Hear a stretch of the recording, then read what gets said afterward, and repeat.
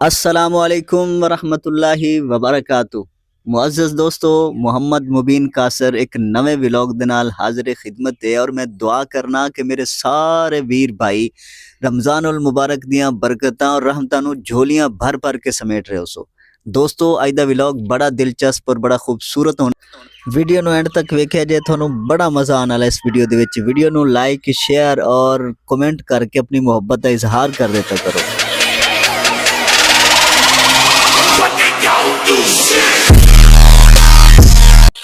जज़ल्लाहु अन्ना मुहम्मदम मा हुआ अहलु सल्लल्लाहु अलैहि वालिहि वसल्लम। दरूद पाक के बाद एक खूबसूरत सी बात कि इंसान परेशानियों को याद रखने का माहिर है लेकिन नेमतों को याद रखना भूल जाता है। इस खूबसूरत जी गल दे नाल अज दे व्लॉग दा आगाज़ करने हैं और आओ तुहानूं विखाने अज दा व्लॉग।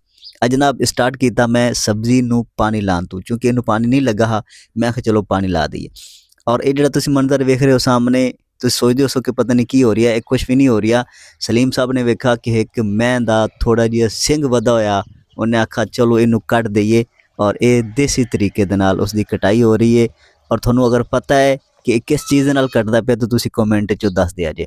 और एक किवें हो सकता है कि मैं कोई काम वास्ते निकला और अहमद साहब उहदे विच शिरकत ना करें। अहमद साहब ही जनाब विच पंगे लै रहे हैं। इस तो बाद जनाब जुमे का टाइम हो गया सी और मैं और मोहम्मद भाई जुमे वास्ते चले गए। हटाओ इन वापस करो। अस्सलाम वालेकुम जी। असी जा रहे हैं जी जुमे की नमाज वास्ते। तो ये हुण तुसीं सानूं दसना हो कमेंट दे विच कि असी किस मस्जिद दे विच नमाज जुमा अदा की। असी जनाब पहुँच गए तकरीबन मस्जिद, और ये मस्जिद तुसां दसनी है कि केड़ी मस्जिद है। और अगर किसी बेली दोस्त वेखण वाले ने इत्थे जुमा पढ़ा है तो मैंने ये भी दसना है कि इत्थे जुमा किस टाइम होंदा है। तो माशाअल्लाह तुसीं जुतियां दे ढिग वेखो कि अंदाज़ा ला ले सो कि इत्थे किन्ने को नमाजी आए हो सन।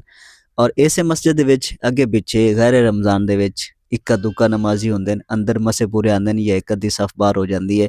और तुसीं जिथे तक बाहर जुतियां तक तुसीं वेख रहे हो, इत्थे तक इंशाअल्लाह जो जमात खड़ी हो सी तो नमाजियां दी भरमार हो जासी। और आ वेखो नमाज का टाइम हो गया है और हर पासे नमाजी पहुँचे। और मेरी दुआ है कि अल्लाह करे कि जिस तरह लोग ज़ौक़ शौक दे नाल रमज़ानुल मुबारक दे विच इबादत करते हैं, नमाज़ां पढ़ते हैं, जुमे पढ़ते हैं, इस तरह गैर रमज़ान दे विच भी करें। वरना हाल ये होंदा है कि वो किसी ने आख्या सी कि 2 रकात नमाज हड्डी, रमज़ान गया ते नमाज छड्डी। आए हाल मुसलमाना दा। हुण जी असीं जुमा पढ़ के वापस आ रहे हैं और सामने नज़र आ रहा है जनाब वो खंबा कि जिस दे सिग्नल जदों नहीं आते तो फिर मुसलमान इन्हां दी धियां भैनां नूं चंगे लफ्ज़ां दे नाल याद करते हैं।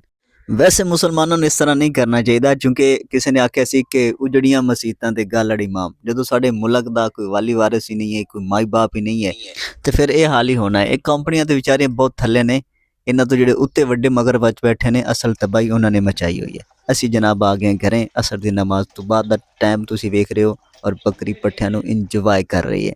उस तो जनाब बाद जनाब अहमद साहब ने मईयां नूं पानी पवाना शुरू कर दिता, नलका गेड़ ते। और जनाब आ वेख लो तुसीं, ना एक पूरा गेड़िया जाता पे इहदे कोल, ना किसी नूं गेड़ा देंदा पे, जिवें इस बंदे कोल गेड़ा नहीं लगा। यानी कि थोड़े ते अजोड़े ये जो बंदे होंदे जिहड़े तुसां वेख लैणे। एक आमद हो गया थे के हो गया, गेड़ा नहीं लगा लेकिन उन्हें पंगा लिया है। हुण ये वेली आया ना खप्परा हट जा तू, पीटर दी ऐसी दिता ऐसी मैनू गेड़ा लाना, और इन्हें लाया और गेड़ा लग भी गया।